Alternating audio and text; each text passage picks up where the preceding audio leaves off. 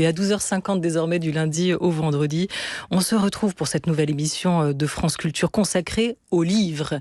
Rien que les livres, mais tous les livres, des romans, des essais, des pièces de théâtre, des recueils de poésie, des bandes dessinées, des scénarios et tant d'autres. Pourquoi ? Bien pour le plaisir de partager autour des livres qu'on a aimés, des livres qu'on a envie de vous recommander. C'est le Book Club de Bienvenue au Club.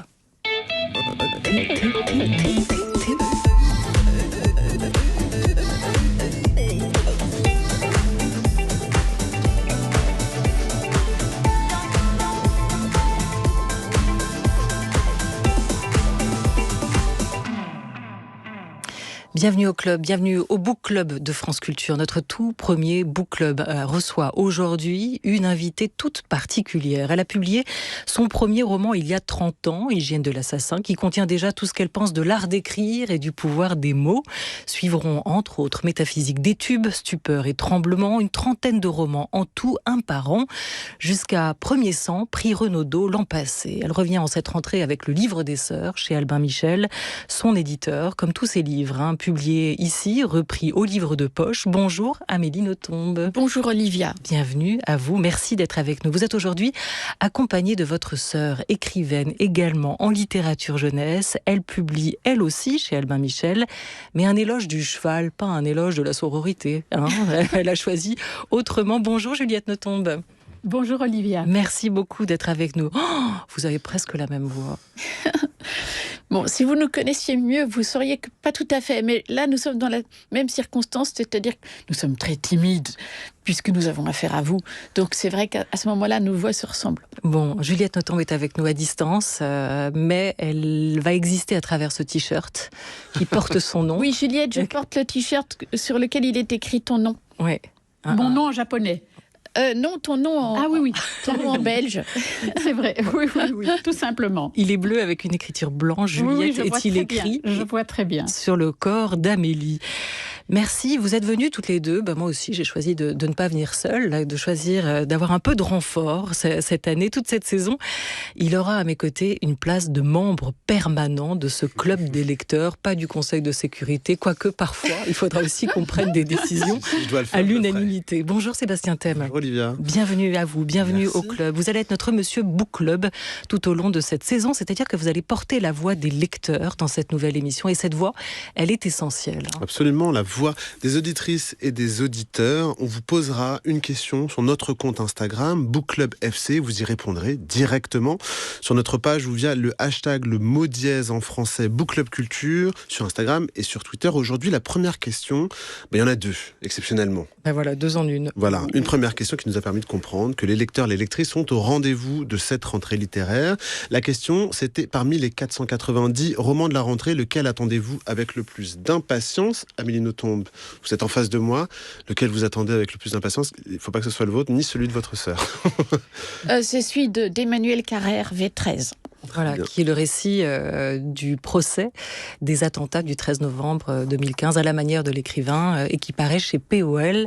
Emmanuel Carrère sera notre invité lundi prochain autour donc de cette table, de ce book club avec vous Sébastien Thème. Et qu'ont répondu les auditeurs, les lecteurs ? Les internautes ont parlé, c'est une majorité d'autrices qui est plébiscitée. Amélie Nothomb, vous êtes une des plus citées évidemment, mais il y a également une très grande attente du côté du Cher Connard de Virginie Despentes. Reviennent beaucoup également Victoria Mass et son Miracle, publié chez Albin Michel, le thriller de Lucie Rico chez POL, GPS intrigue déjà, enfin la primo-romancière Diati Diallo, Gaëlle Josse, Alice Zéniter, Monica Sabolo ou Emmanuel Bayamaktam sont en très bonne position. J'ai l'impression d'annoncer les résultats du tiercé quintet, mais je ne le fais pas. Et quand on parle de tiercé quintet, on se tourne tout de suite vers Juliette Nothomb qui signe un éloge du cheval chez Albin Michel. Oui, là mes oreilles se sont dressées. Voilà. Alors, qu'est-ce qu'il y aura dans votre tiercé à vous pour cette rentrée littéraire ? Qu'est-ce que vous avez hâte de retrouver sur la table de vos libraires ? Mais écoutez, puisqu'Amélie est déjà prise malheureusement, donc je ne peux pas la citer, mais sinon j'attendrai avec grand plaisir le deuxième de Victoria Mass parce que j'avais adoré le premier. Et puis tout ce que Éric Emmanuel Schmitt voudra bien publier, je suis preneuse aussi. Et Victoria Mas sera aussi notre invitée. Ce sera ce jeudi. Pardon, on va commencer à remplir vos agendas. Justement, pour se poser la question de ce deuxième roman. Comment réussir un deuxième roman quand le premier a été un succès en librairie? Comment passer l'épreuve du deuxième roman? Il y avait donc une deuxième question, Sébastien Thème. Deuxième roman, deuxième question. La deuxième question, c'était quel est le roman d'Amélie Nothomb que vous préférez? Eh bien, c'est Stupeur et Tremblement qui semble avoir été consacré. Un livre sorti en 1999, Grand Prix du roman de l'Académie française, adapté au cinéma par Alain Corneau. C'était en 2003 avec Sylvie Tessu.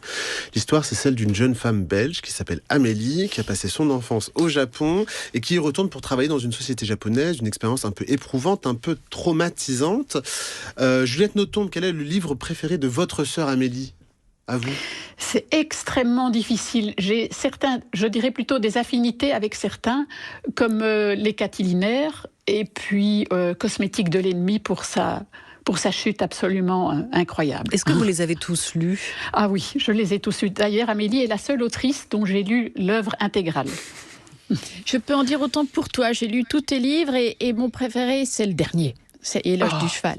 Alors, on va en parler de cet Éloge du cheval que vous signez, Juliette Nothomb, chez Albin Michel. Juste une question, Amélie Nothomb, sur cette réponse des auditeurs, lecteurs de France Culture à cette question qui leur a été donc posée. Quel est votre livre préféré d'Amélie Nothomb? Et on sait que celui qui paraît aujourd'hui est le 31e roman que vous publiez. Est-ce que ce livre préféré des auditeurs, Stupeur et Tremblement, est aussi celui dont vous êtes le plus fier comme écrivaine?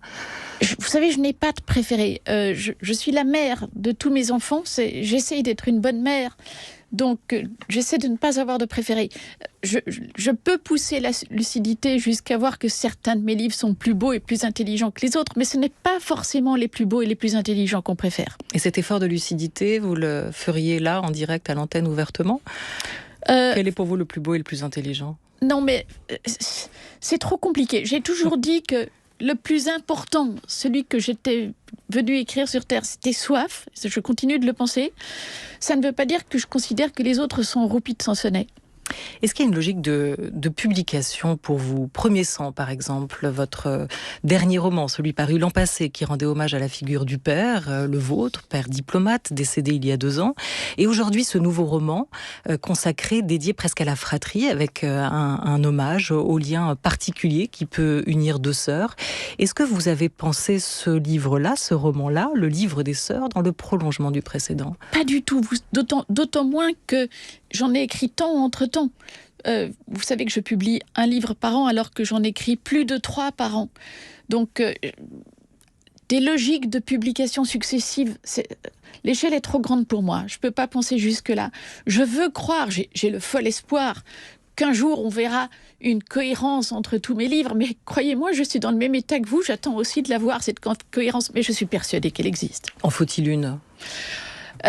Alors, dans mes délires les plus mégalomanes, j'espère qu'un jour, tout ce que j'aurai écrit formera un géoglyphe. Une œuvre. Voilà. Quant à savoir quelle sera la forme de ces géoglyphes, je n'en sais rien. Et quelle en sera la postérité? Ça, c'est un autre point d'interrogation. C'est une question qui ne me concerne même pas. Oui, c'est intéressant de savoir ce qu'il restera de ce tout au final, aussi quand on prend tous ces livres et tous ces enfants séparément. Comment qualifier le lien qui vous unit, Juliette Nothomb? Dans le livre des sœurs d'Amélie, votre sœur, il est écrit, parce qu'il raconte l'histoire de 2 sœurs, on y vient, entre Tristan et Laetitia se produisit l'amour au sens absolu, l'amour hors catégorie, un phénomène d'autant plus puissant que non répertorié. Est-ce que c'est ainsi que vous qualifieriez aussi le lien qui vous unit toutes les 2? Certainement, parce que effectivement, c'est quelque chose qu'on ne peut pas décrire par essence, puisque c'est hors norme et hors catégorie. On aurait beau jeu d'essayer de le décrire avec des mots, mais je pense que tous les frères et sœurs sur Terre ou les âmes sœurs sur Terre peuvent comprendre ce lien sans nécessairement le mettre en mots. En partage entre l'une et l'autre, il y a en tout cas la passion des mots. Dans Biographie de la faim, vous racontiez, Amélie Nothomb, comment vous aviez décidé de manger tous les mots du dictionnaire avec un sacré appétit. Vous êtes toutes les 2 philologues, cette science du langage qui suppose une connaissance approfondie du latin et du grec ancien, comme le disait la narratrice de votre roman, Amélie Nothomb, Les aérostats. Dans votre éloge du cheval, Juliette Nothomb, vous remontez, vous, aux origines du mot cheval, à son étymologie. Pourquoi ce besoin de comprendre le sens des mots? Parce que le sens des mots est très beau. Quand vous entendez parfois des prénoms arabes qui ont des significations toutes plus belles les unes que les autres, nous les francophones, on est un peu jaloux parce que voilà, on n'a peut-être pas, on ne s'appelle pas lumière ou divine beauté, enfin toutes ces significations absolument mirifiques. Alors voilà, de notre petit côté en France, de francophone, on va chercher où diable nos mots ont trouvé une origine qui serait peut-être plus poétique que le sens qu'elles ont aujourd'hui. Et quand j'étais petite, j'avais des livres sur les chevaux, bien évidemment, j'en avais des tas, et des livres d'histoire du cheval, de biologie du cheval à travers les âges, à travers les époques. Et le tout premier cheval s'appelait Léohippus. Et Léohippus, c'est tout simplement le cheval de l'aube, parce que Éos en grec veut dire l'aube, et je trouve ça magnifique. Alors finalement, je me dis qu'en français, on a quand même beaucoup de chance, parce qu'on a des mots qui sont magnifiques. S'appeler cheval de l'aube, ça vous pose quelqu'un. Vous commencez justement votre éloge du cheval en vous vantant, presque, parce qu'aucun d'entre nous serait capable de le faire, de pouvoir déclamer dans l'ordre et sans reprendre votre souffle les étranges noms que les chevaux ont revêtus au cours des millénaires. Qu'est-ce qui a suivi Léohippus alors ?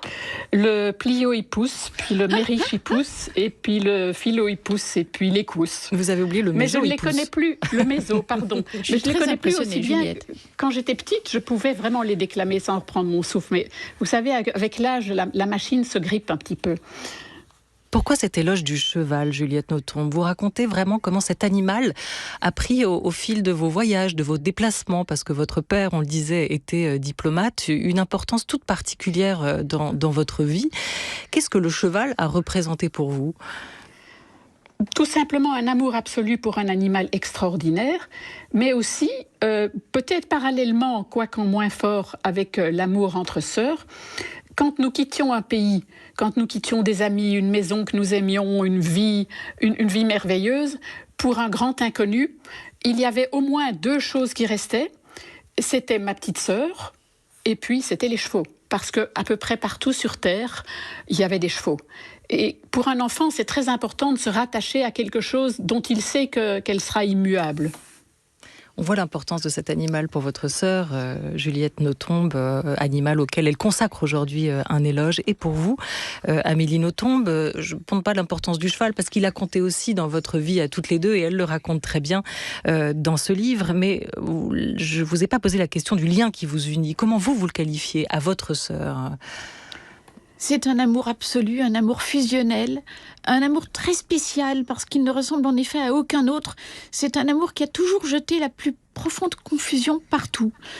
Heureusement, nos parents ont toujours très bien compris cet amour et l'ont parfaitement accepté, mais ailleurs, ça a souvent fait scandale. J'ai vécu avec ma sœur jusqu'à mes 30 ans. Les vieilles tantes appelaient absolument offusquées en disant que c'était extrêmement malsain de vivre avec sa sœur comme ça. Et aussi dans nos histoires d'amour, Juliette et moi, nous avons vécu chacune beaucoup d'histoires d'amour et ça n'a jamais été simple de faire comprendre aux partenaires la place de Juliette. Il y a eu beaucoup d'ambiguïté, beaucoup de jalousie. Il fallait faire comprendre que ça n'avait tout simplement rien à voir, qu'aucune concurrence n'était possible. Très souvent, ça a donné lieu à des rancœurs, voire à des ruptures. Est-ce que c'est Juliette qui a inspiré le livre des sœurs, votre nouveau roman ? Certainement, certainement. Je le dis toujours, rien n'a autant compté dans ma vie que d'être la sœur de Juliette Nothomb. Je suis arrivée très privilégiée puisque j'étais la petite sœur et que ma grande sœur a tout de suite jeté sur moi un regard d'amour. Je ne peux pas imaginer un accueil plus beau sur cette terre que celui de ma grande sœur. Voilà, on parle souvent des livres tombeaux, là c'est pas le cas. Juliette Nothomb est belle et bien vivante et elle est avec nous, mais c'est en tout cas le livre que vous aviez envie de lui consacrer. Quand vous aimez quelqu'un, quand vous aimez quelque chose, vous faites un livre, Amélie Nothomb. Oui. Écrire, c'est un acte d'amour, c'est une déclaration. Écrire, c'est un acte d'amour. J'ai toujours cette pulsion de créer des cathédrales autour de tout ce que j'aime, en particulier des êtres aimés. Je sais que ça peut être un cadeau empoisonné. Tout le monde n'a pas envie, étrangement, tout le monde n'a pas envie qu'on construise une cathédrale autour de soi. Dans le cas de Juliette, je voulais faire très attention. Je voulais que cette déclaration d'amour ne soit pas une révélation de son intimité. C'est pour ça que j'ai quand même pris le truchement de la fiction en prenant la situation du couple de parents forteresses qui ne correspond à aucune réalité dans notre vie, de manière à pouvoir confier un très grand amour sans qu'il y ait finalement quoi que ce soit de commun avec notre vie. Voilà, parce que ce qu'il y a entre vous deux, ce qu'il y a en commun, c'est cette passion des mots. Et dans ce roman, il est question aussi du plaisir des mots, du pouvoir des mots et du bonheur à transmettre le goût de la lecture. Ici, c'est l'aînée, Tristan, qui est la jeune héroïne de ce roman, Le Livre des Sœurs, qui a trouvé très jeune le réconfort dans les livres pour combler le manque d'attention de ses parents, dont l'idylle semble éternelle et complètement exclusive. Et cet amour des livres, ce goût des mots, elle va le partager avec sa petite sœur, mais aussi avec sa cousine, et elle va leur transmettre à toutes les deux le plaisir de la lecture. Nous, c'est justement du plaisir des livres dont on va vous parler tout au long de cette saison dans ce Bienvenue au Book Club, la nouvelle émission de France Culture. Plaisir d'écrire, plaisir de lire. Aujourd'hui, nos invités, les Sœurs Nothomb, France Culture, il est 13h06. Bienvenue au club, toute l'actualité du livre. Et aujourd'hui, vous nous parlez de la page à l'écran, Sébastien Thème, d'un succès de librairie qui est aussi un succès avec son adaptation aujourd'hui en série.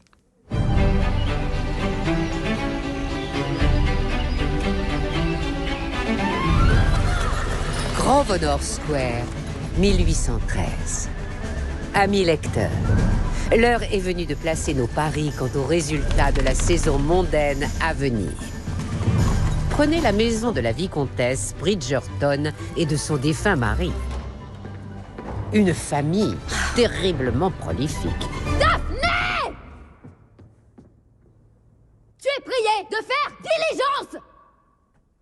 C'est avec diligence ou peut-être même en diligence que je vous présente la chronique des Bridgerton, une série à voir sur Netflix.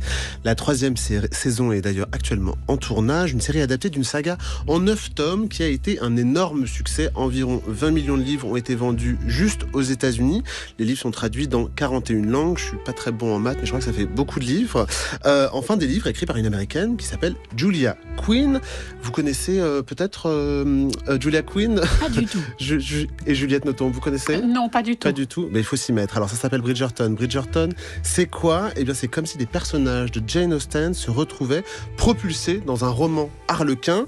Si je dois être un peu plus clair, d'un côté orgueil, préjugés, missives enflammées et sentiments contrariés. De l'autre, eh bien amour, gloire et beauté. Et tout ça allongé sur une méridienne de l'époque Régence. Écoutez.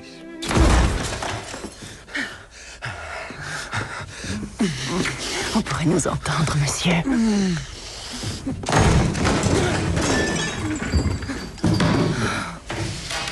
Un jour, je vous confisquerai cette montre et je la démonterai, pièce par pièce. Si elle disparaissait, elle me manquerait cruellement. Vous sauriez alors précisément ce que je ressens chaque fois que vous disparaissez. Restez avec moi aujourd'hui. Impossible, chère Grete. Oh. Je dois accompagner ma sœur au bal de Lady Dunbury ce soir. Daphné a bien de la chance. Toutes les femmes ne disposent pas d'une aussi galante protection. Toutes les femmes ne sont pas des ladies. J'aimerais bien qu'on s'arrête une seconde sur cette assertion quand même. Toutes les femmes ne sont pas des ladies. J'ai réfléchi. Amélie Nothomb, est-ce que toutes les femmes sont des ladies ou est-ce que toutes les femmes ne sont pas des ladies? Ah, vous m'avez conquise, je veux absolument lire ce livre. On entend ici la bande originale de la série signée Chris Bowers. Ce qu'on entend, c'est Material Girl de Madonna, comme l'écouteraient des ladies du 19e siècle.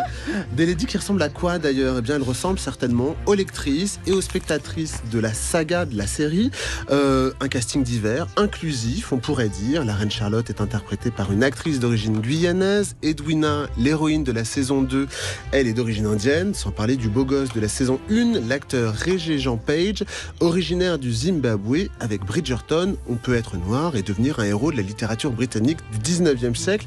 Une première que l'on doit à Shonda Rhimes, productrice de la série, créatrice également de la série médicale et sentimentale Grey's Anatomy, diffusée il y a près de 20 ans maintenant.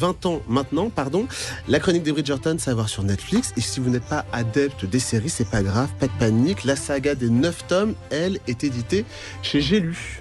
Oui, on peut la lire ou on peut la regarder. Voilà. Ou les deux en même temps, même. Cette saga, exactement. Une question? Amélie Nothomb, oui. Jane Austen, c'est une littérature que vous avez en partage avec votre sœur, Juliette Nothomb. Oh, combien! Nous sommes fans toutes les deux au dernier degré. Je pense qu'à notre manière, nous sommes deux héroïnes de Jane Austen. Deux sœurs de Jane Austen? Ah oui. Quelles sont les grandes fratries littéraires qui vous ont inspiré, Amélie Nothomb? Bien sûr, surtout les sœurs Brontë. Ça, Non que j'ai la folie de nous projeter dans ces personnages, mais je ne connais pas de sœur plus inspirante que les sœurs Brontë. Alors je ne sais pas si Sébastien Thème a compté dans les différents épisodes de cette nouvelle série le nombre de chevaux qui apparaissent à l'écran. J'aurais pu, c'est vrai. Exercice auquel se livre régulièrement Juliette Nothomb, et elle nous en parle dans son éloge du cheval qui paraît chez Albin Michel. Juliette Nothomb, vous revenez sur ces livres qui traitent plus ou moins bien du cheval, vous revenez aussi sur ces films qui montrent plus ou moins bien aussi le cheval aujourd'hui. Si on devait en retenir un film pour vous où le cheval est exalté dans toutes ses fonctions et pas simplement dans sa fonction guerrière. Le cheval, Laurence d'Arabie.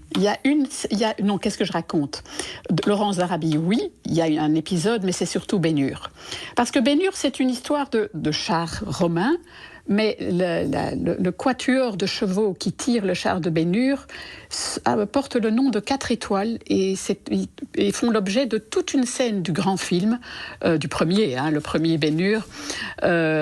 Ces 4 chevaux portent chacun un nom d'étoile, ils sont blancs, et le cheikh Hilderim, qui est leur propriétaire, leur parle comme à des maîtresses, comme si c'était son harem.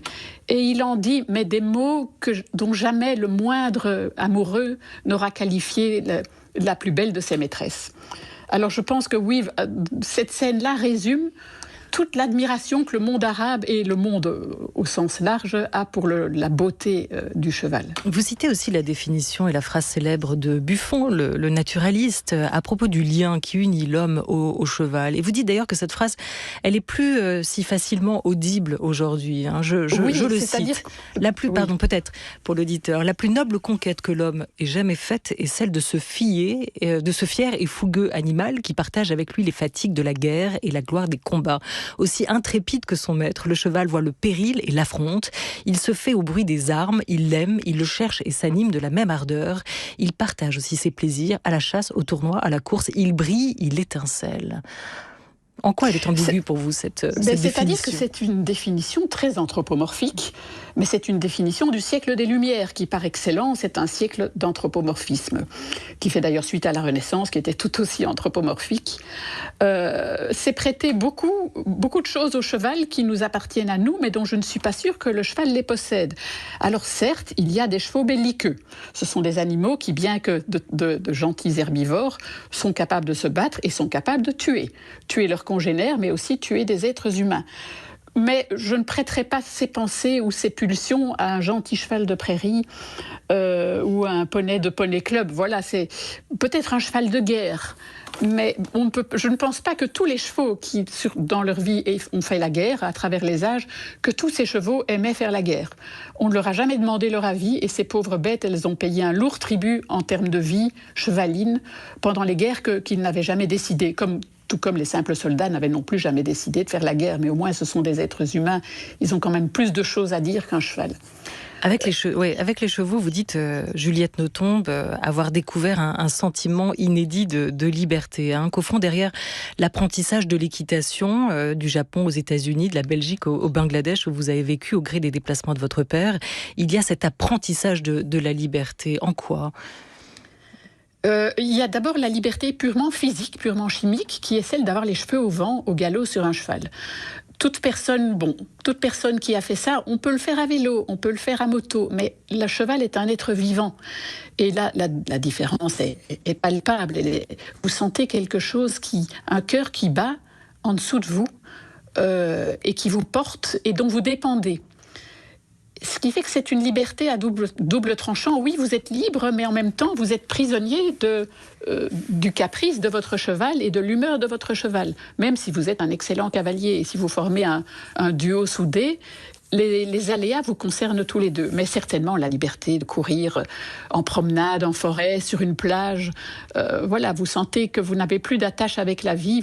Vous n'êtes même plus vous êtes en apesanteur en tant que cavalier. Et ce bonheur d'avoir les cheveux au vent, personne n'en parle mieux à vous lire, Juliette Nothomb, que votre sœur Amélie. Vous l'a cité, un extrait de son livre Le sabotage amoureux, où elle compare le cheval au vélo, justement. J'appelle chevalier celui que son cheval a arraché à l'enlisement, celui que son cheval a rendu à la liberté qui siffle aux oreilles. Pourquoi avoir comparé ces deux sensations ? Il y a le même élan, le même mouvement qui se joue à vélo Précisons que et à j'ai cheval. personnellement beaucoup plus d'expérience du vélo que du cheval, mais puisque je suis une cycliste invétérée. Mais pour le peu que j'ai connu du cheval et particulièrement du galop du cheval, il y avait tout de même cette ivresse en commun. Mais pour ça, il faut vraiment que le cheval soit au galop.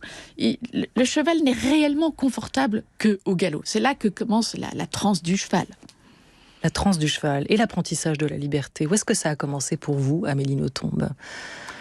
Au moins dans la clandestinité. Chez moi, tout s'est toujours fait de façon clandestine.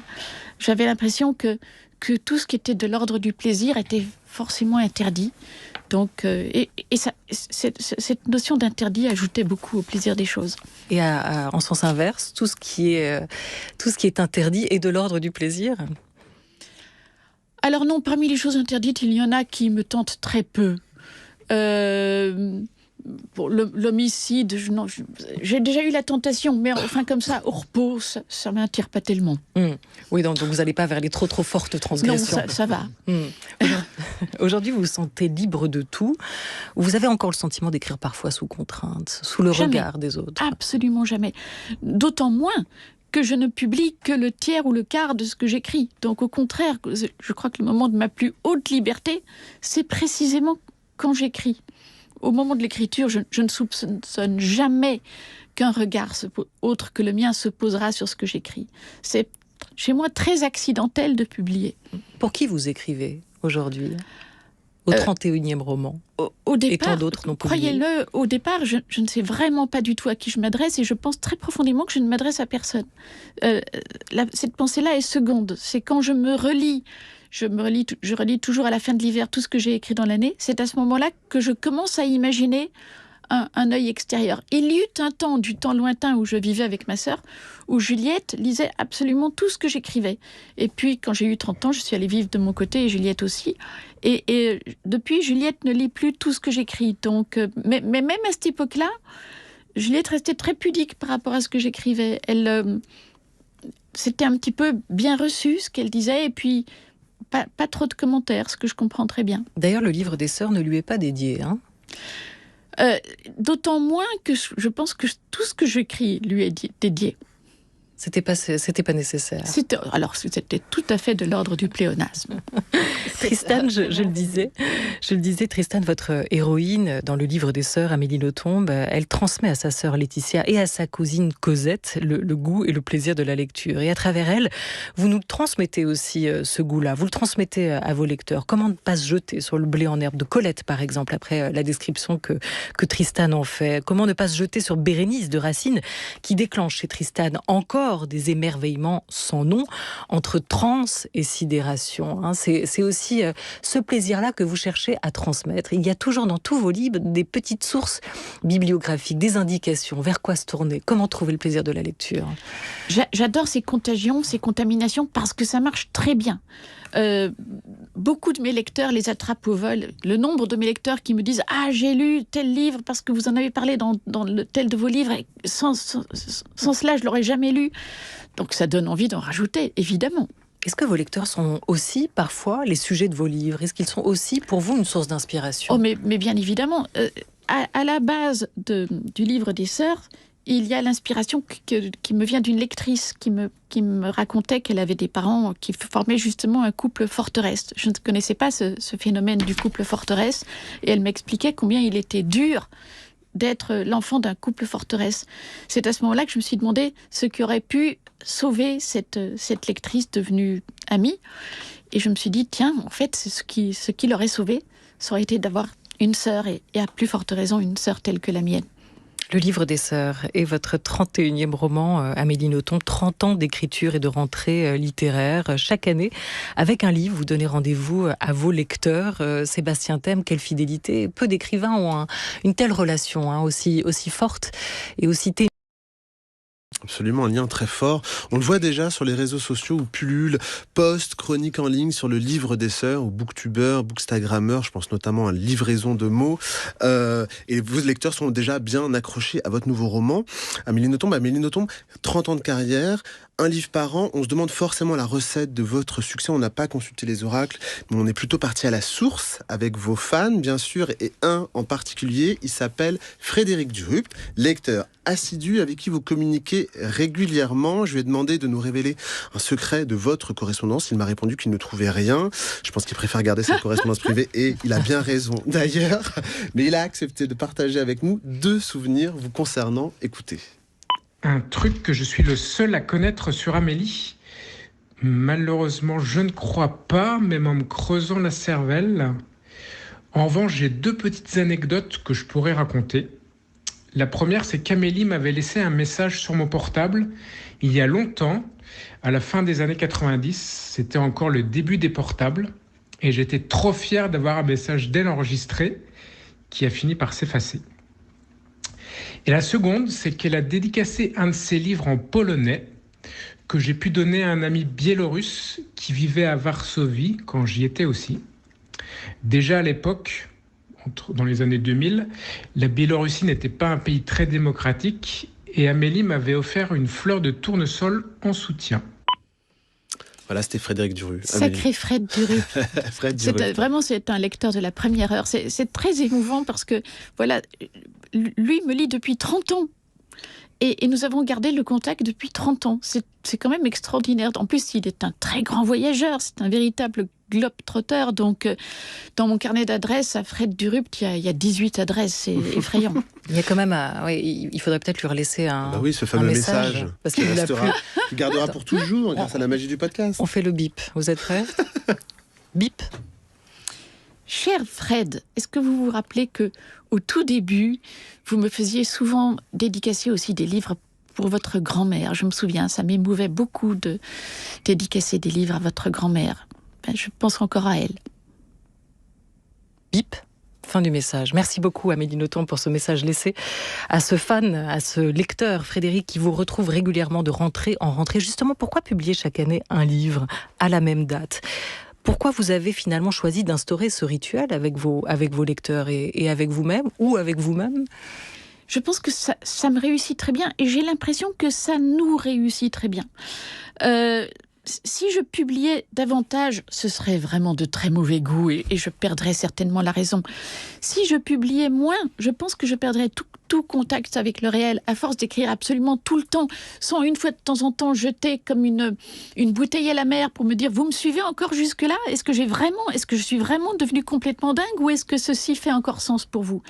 Ce rendez-vous annuel m'ancre dans quelque chose de réel.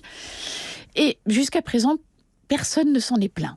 Personne ne s'en est plaint, c'est vrai, sauf que vous avez eu une histoire, plutôt des déboires avec un fan, une fan, qui vous a un peu poursuivi. Et du coup, Ouest France, le quotidien, se pose la question de savoir si parfois vous entretenez une relation toxique avec vos lecteurs. Qu'est-ce que c'est une relation saine à entretenir avec ses lecteurs? Une relation qui pourrait tourner mal et qui pourrait devenir toxique. Je pense avoir un certain instinct pour ça. On ne sait pas toujours d'emblée à qui on a affaire, mais la lectrice toxique en question, je n'ai absolument jamais répondu à ses lettres. Dès sa première lettre, j'ai senti qu'il y avait quelque chose qui clochait. Bon, parfois, il y a parfois des petits accidents, parfois une personne qui semblait follement sympathique cache une faille, mais jamais au point que je puisse vraiment regretter d'être entrée en lien.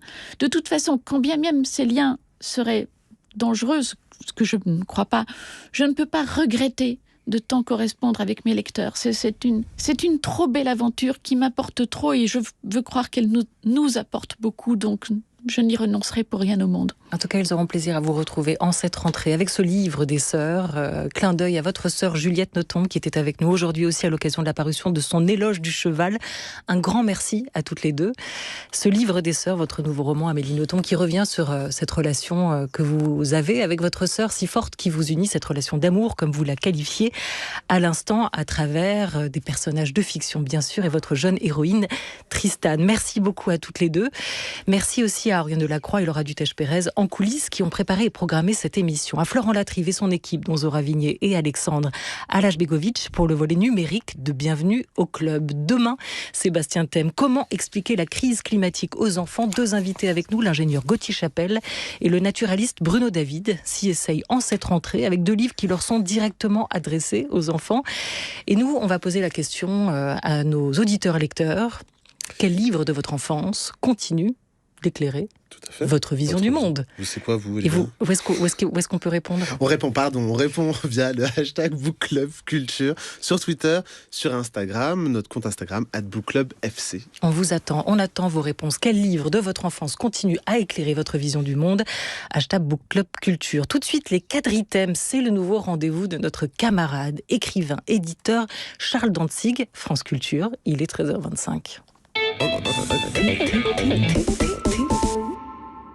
Les écrivains à la radio, c'est donc aujourd'hui le premier volet de votre premier quadrithème. Bonjour Charles Dantzig. Bonjour Olivia. De quoi va-t-il s'agir? Eh bien, puisque me voici producteur d'une nouvelle proposition littéraire qui prend son fauteuil dans Bienvenue au Club, je vais vous l'expliquer. L'idée est venue de la directrice de la chaîne, Sandrine Trainer, qui sait que j'entretiens un grand intérêt pour les listes, que j'en ai même écrit tout un livre.